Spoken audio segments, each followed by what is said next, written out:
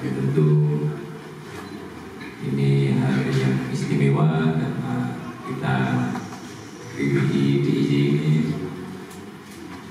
dirangkui oleh sosok pejuang kita, mujadir kita dari pusat, ini Kiai Haji Imaduddin Usman Al-Bantani, yang tentu akan memberikan pandangan-pandangannya yang mencerahkan, yang bisa membuka mata hati pikiran kita hingga dalam perjuangan kita nanti lebih bersemangat, kita lebih akan bisa bersungguh-sungguh secara lahir maupun batin.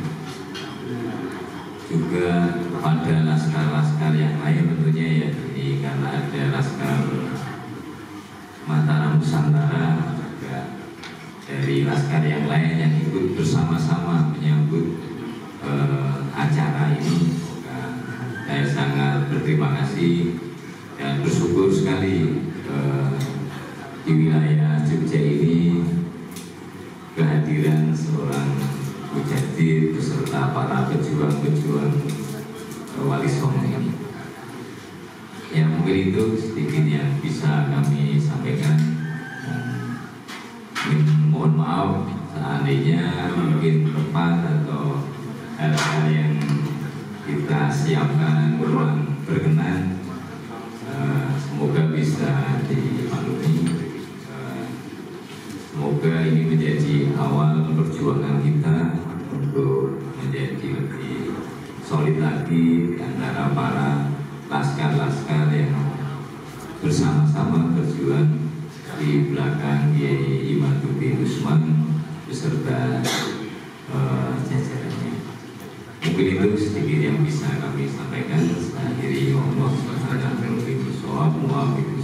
Assalamualaikum warahmatullahi wabarakatuh. Waalaikumsalam warahmatullahi wabarakatuh.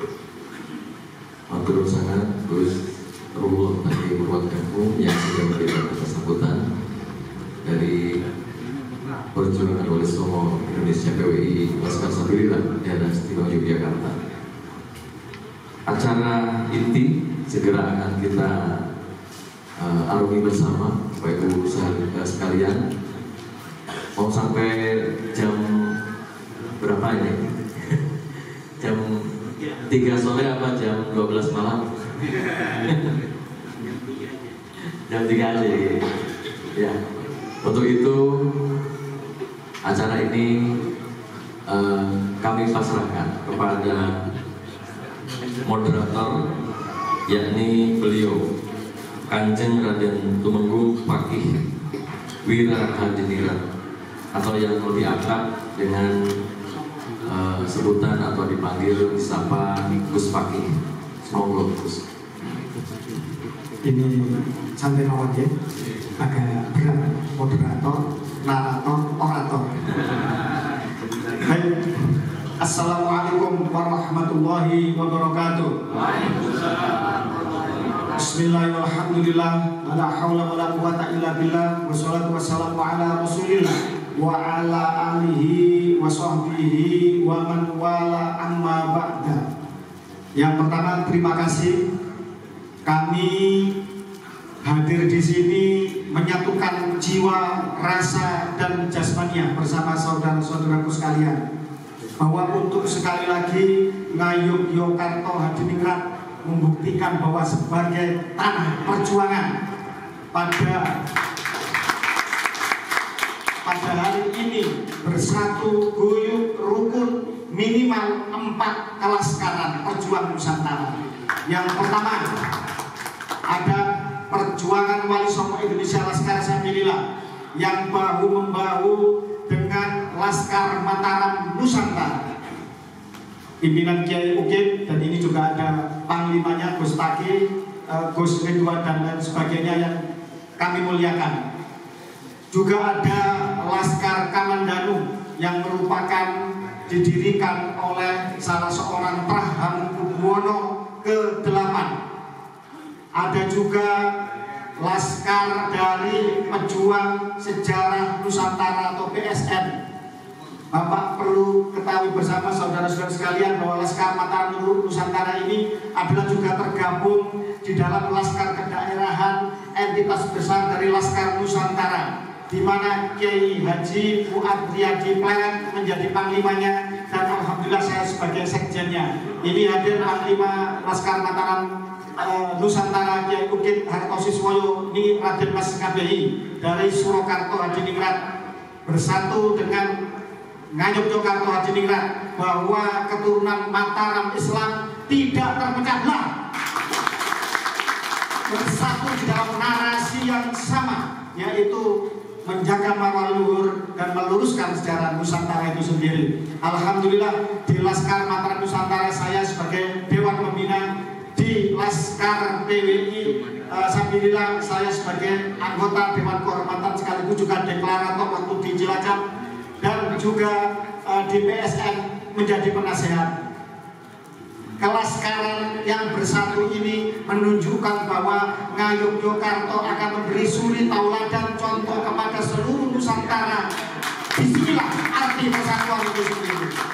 Dan saya hadir di sini tidak lain seperti reuni berjumpa dengan keluarga besar saya, karena dari jalur nasab saya juga dari kakek adalah dari Ngayogyakarta Hadiningrat. Mohon maaf jangan disalahkan kalau saya, ibu saya Madura, saya di Pasuruan, saya menjadi rakyatnya Ngarso Dalem Sinuwun Pakubono ke-13, karena kami secara kebudayaan adalah wilayah dari Niti Adiningrat pertama, putra dari Pakubono kedua, sehingga ketika saya mendapatkan nugrahan dari raja saya terima dengan penuh kehormatan. Walaupun saya Jogja, di mana kakek saya yang gugur di zaman peristiwa Sepehi mempertahankan Kebumen bernama Tunggung Noto Yudo, mati syahid di tengah hutan saja di Kebumen. Itu adalah putra dari Kiai Syihabuddin Dongkelan Majapahit Negoro, adalah berbesana menjadi kekerabatan dengan keturunan dari Banur Iman Melangi.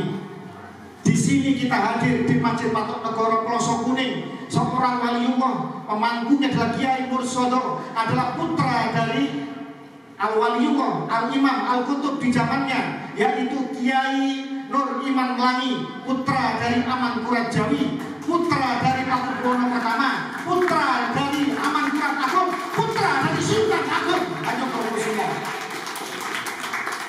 Amangkurat Jawi, kakek dari Kustaki ini, dan seluruh keturunan dari Melangi, dari Banur Iman Melangi adalah sesepuh dari Catur Sakotra, di mana dari Catur Sakotra ini dari Amangkurat Jawi melahirkan Surakarta Hadiningrat, melahirkan Ngayogyakarta Hadiningrat, melahirkan Mangkunegaran, melahirkan Pakualaman, dan di sini ada Gus Ridwan, cucu dari Pakualam ketiga yang merupakan keturunan dari Ki Hajar Dewantoro, membuktikan bahwa Mataram Islam bersatu padu di dalam narasi perjuangan ini, saudara-saudara sekalian.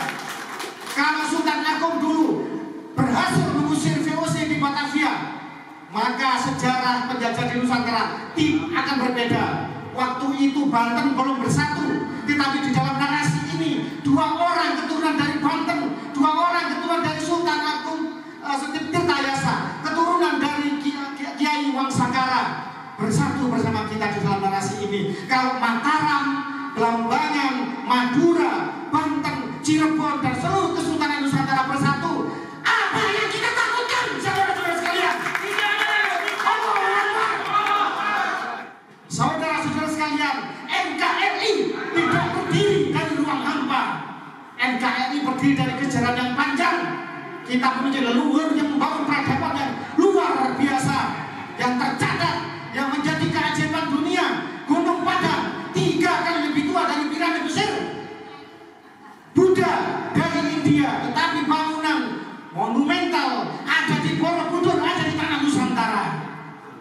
Hindu bukan berasal dari Nusantara, dari India, tetapi bangunan ornamen Hindu terbesar ada di Nusantara. Navigasi kita tertua di dunia 60.000 tahun yang silam. Jejak leluhur kita sudah berada di seluruh pojok dunia. Dan Islam yang ada di tanah Arab, yang hari ini kita peringati pembawa risalahnya Nabi Agung Muhammad SAW, ada di lahir di tanah Arabia sana, tetapi keturunannya menyebar ke Nusantara dan menjadikan Nusantara negeri baldatun thayyibatun warabun ghafur, negeri yang mayoritas Muslim, dan menjadikan contoh bahwa Islam Nusantara adalah Islam yang berperadaban luhur, saudara-saudara sekalian. Tetapi kemudian kesejarah ini mengalami masa-masa kegelapan ketika kemudian bangsa asing menjajah kita.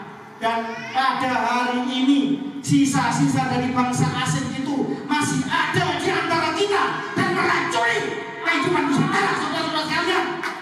Kita biarkan atau kita lawan, saudara. Allahu Akbar. Allahumma sholli ala Muhammad.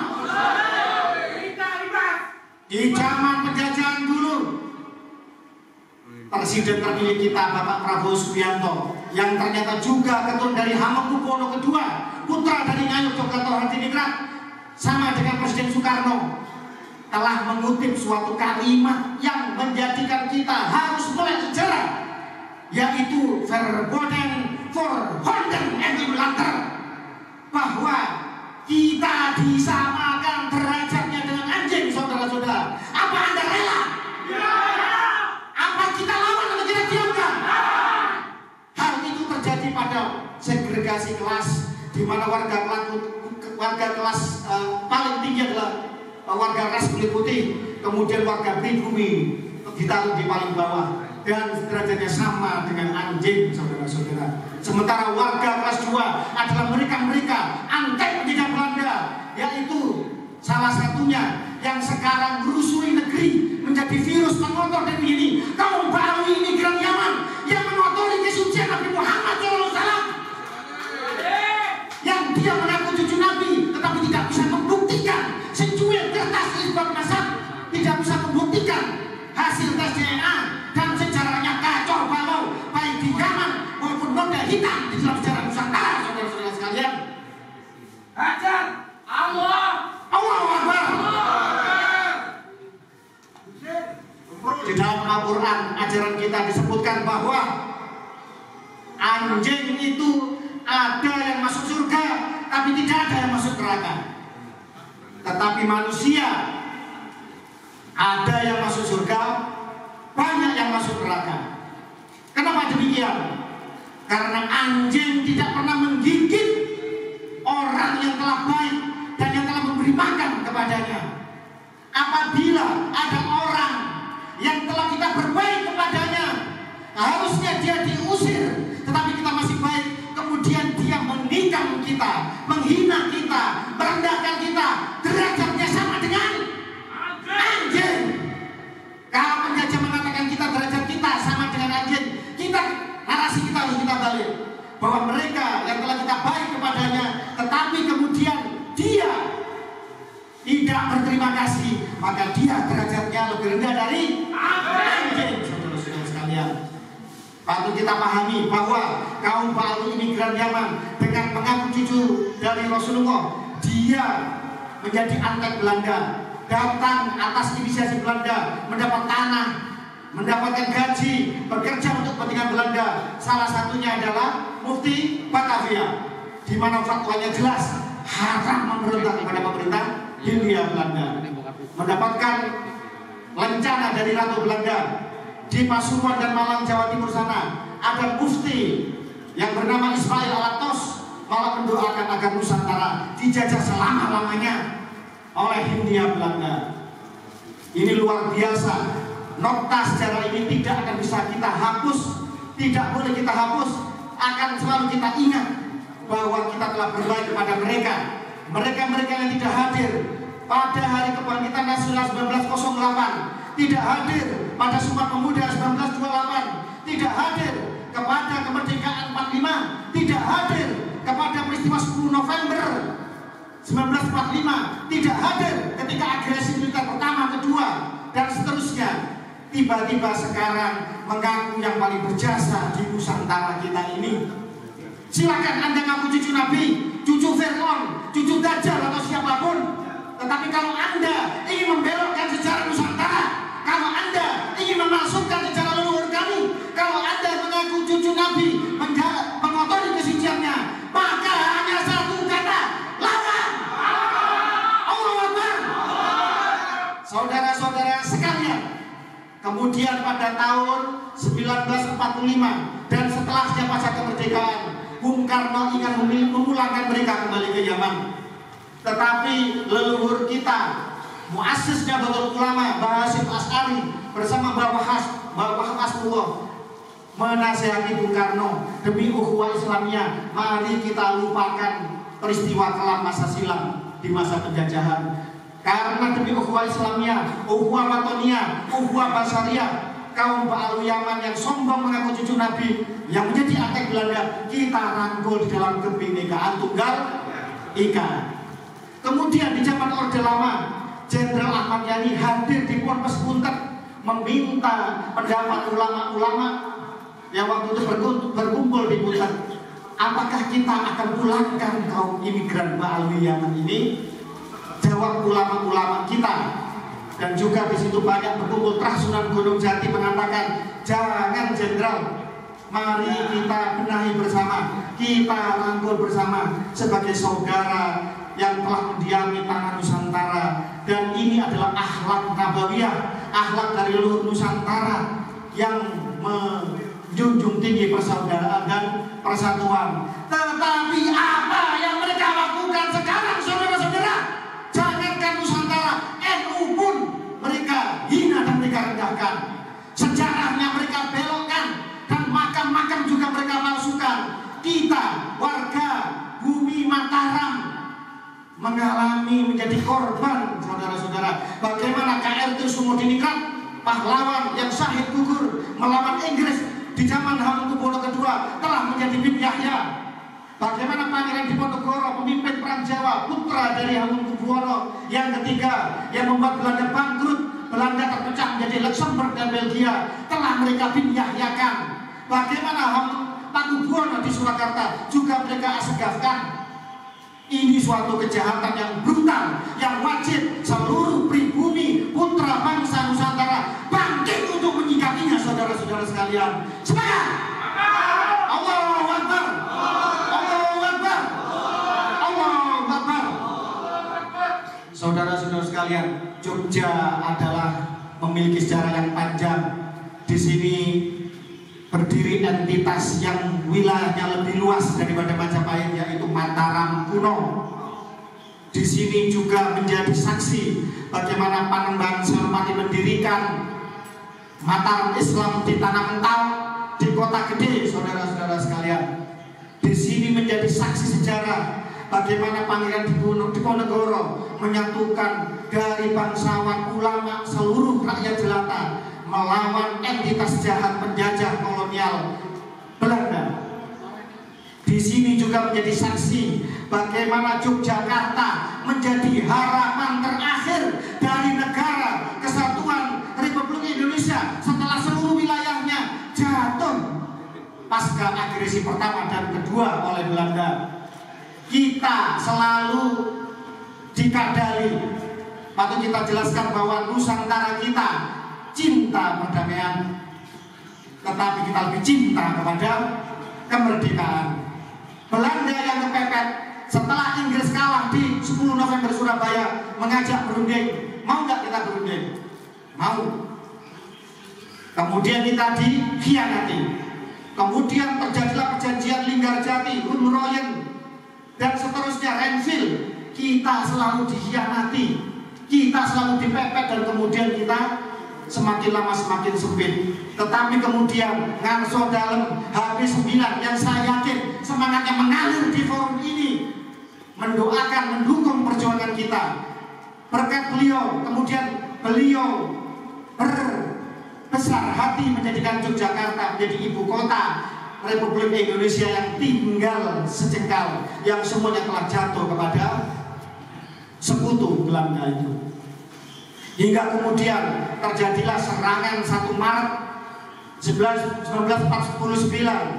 atas inisiasi Keraton Yogyakarta, Ngarso Dalem HP9, Sinuwun Hamengkubuwono IX mengkoordinir seluruh kekuatan rakyat, TNI, Laskar, pesantren, kiai-kiai untuk melakukan serangan umum yang pada saat itu Indonesia dianggap sudah habis, ternyata berhasil membuka internasional bahwa Republik Indonesia masih ada, sehingga membawa kepada konferensi Meja Bundar yang hasilnya pada tanggal 27 Desember 1949 Belanda dan seluruh internasional mengakui kedaulatan kita sebagai sebuah negara yang berdaulat, yang berdiri sendiri, kokoh dan merdeka.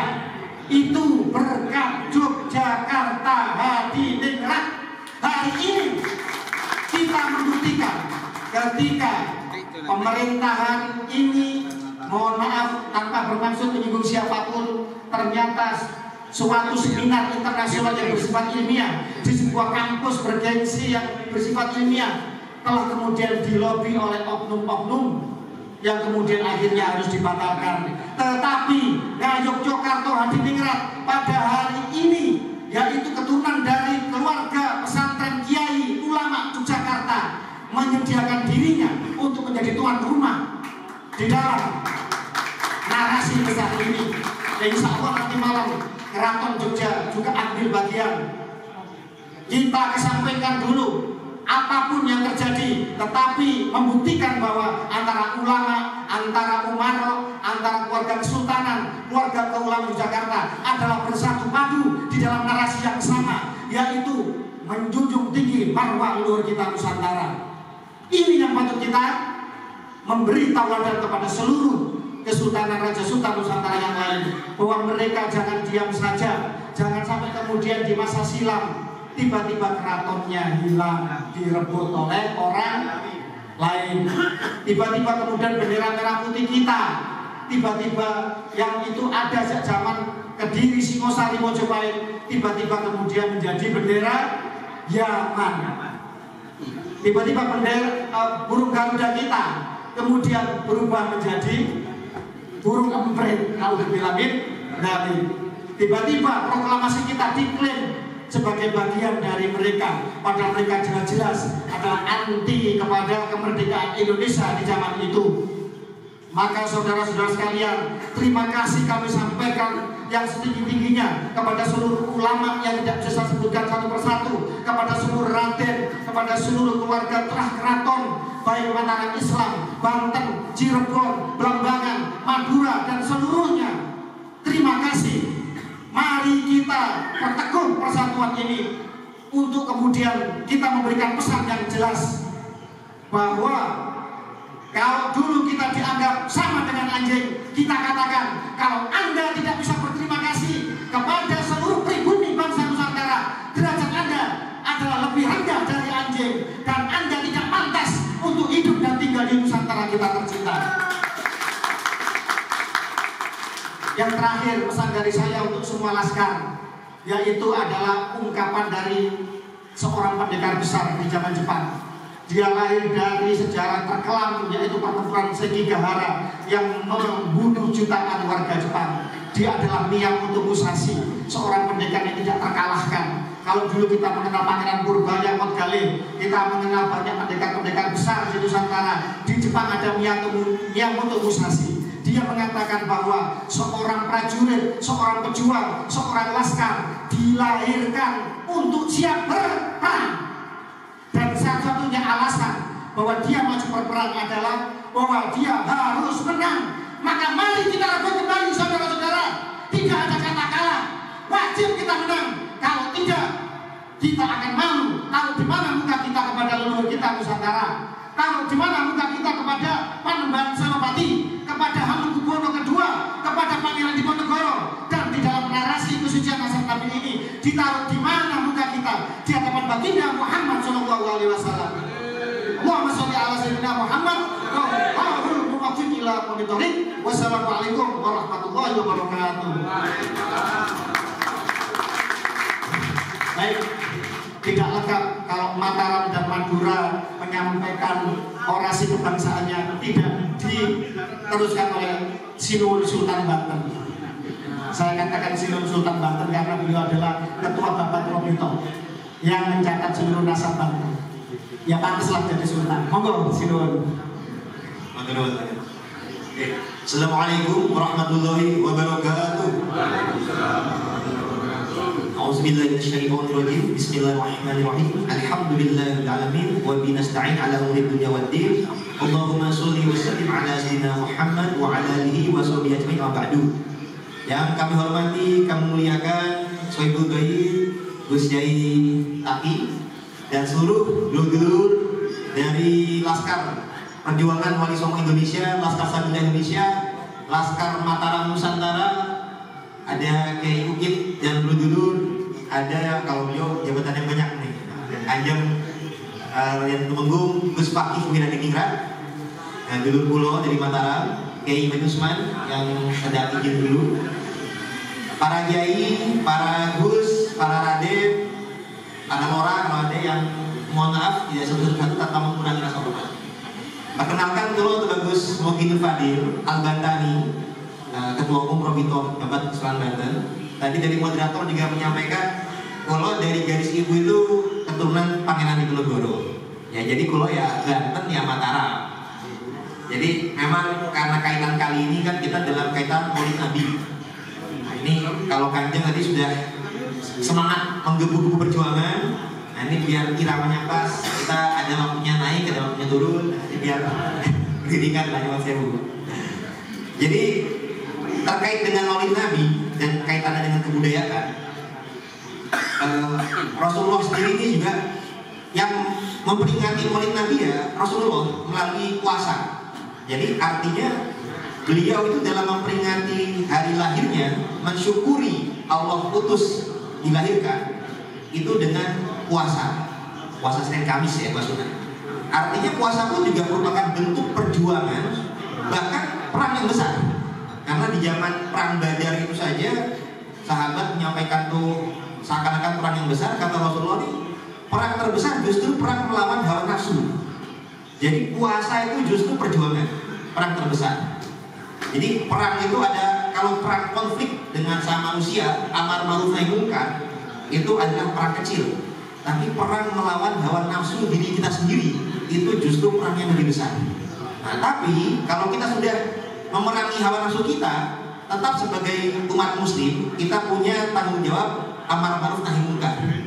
Nah, nahi munkarnya dia melawan nafsu-nafsu angkara murka dari orang lain yang merongrong kemudian ke masyarakat umat Islam Nusantara, tetap harus kita lawan, bukan didiamkan saja. Jadi Rasulullah juga mengajarkan tuh amar ma'ruf nahi munkar. Yang bila mana ada kemungkaran, kita diperintahkan untuk menolak kemungkaran tersebut. Kalau bisa dengan tangan kita, kalau tidak atau dengan wewenang kita, kalau tidak bisa dengan lisan atau kalau zaman sekarang tulisan. Dan kalau tidak bisa dengan hati kita. Namun penolakan hati ini adalah selama-lamanya iman. Nah, jadi kalau misalkan ada yang berbuat kemungkaran tapi didiamkan malah didukung, astagfirullah, itu bukan lagi selama-lamanya iman. Makanya saya sangat tidak setuju apabila ada kata-kata lebih baik salah mencinta daripada salah membenci.